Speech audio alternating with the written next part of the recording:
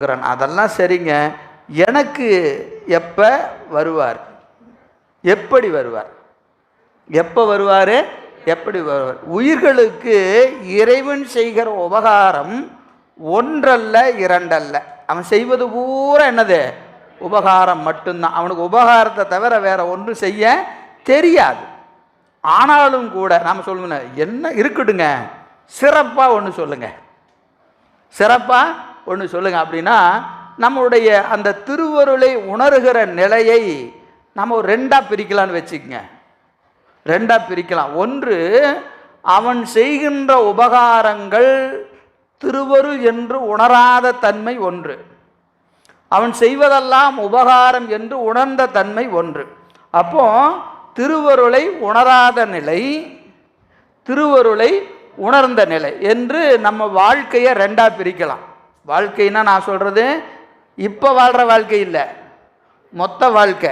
எத்தனை 84 லட்சம் யோனி வேதத்தில் எழுகடை மணலை அளவிடின் அதிகம் எனதிடர் பிறவி அவதாரம் என்கின்ற வகையில் இதுகாரும் பிறந்த பிறப்புக்கள், இனி பிறக்கின்ற ஏனை பிறப்புக்கள், இதையெல்லாம் வச்சோம்னா அவனது கருணை உணர்ந்தது உணராதது.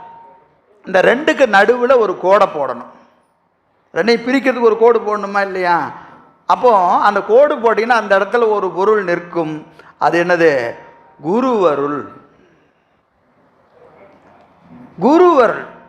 அந்த குருவருளை உணராத வரைக்கும் இறைவன் நமக்கு செய்த உபகாரத்தை நம்மால் உணர முடியாது.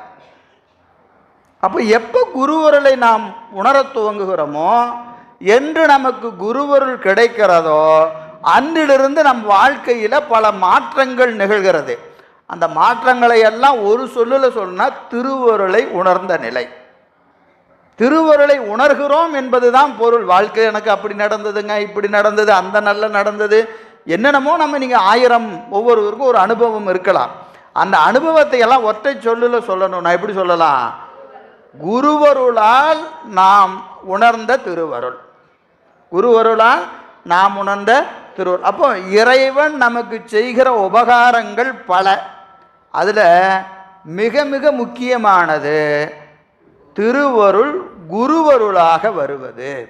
ஏன்னா அதன் பிறகுதான் நாம் பெருமானை பார்க்கிற பார்வை மாறுது. அது வரைக்கும் பெருமானை நம்ம வேற மாதிரி பார்த்தோம். எப்படி பார்த்தோம்? அமாவாசைனா கோயிலுக்கு போகணும், பிரதோஷனா கோயிலுக்கு போகணும், அவருக்கு தேங்காய் பழம் உடைக்கணும், பால் அபிஷேகம் பண்ணணும். இப்படி அந்த வழிபாட்டை நாம் வேறு வகையாக நோக்கி இருந்தோம். அது தப்பா